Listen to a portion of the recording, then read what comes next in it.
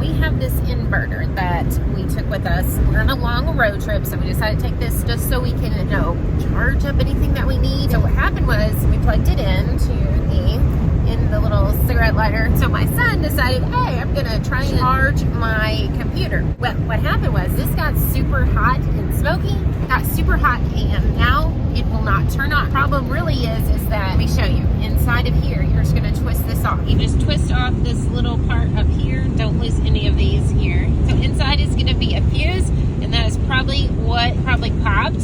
So it got overloaded and the fuse popped open. So just replace that, screw that back on, and you should be back in business. It didn't blow the whole thing, and you might need a wrench to get that little piece off. Yeah, I know. We have tools in the car.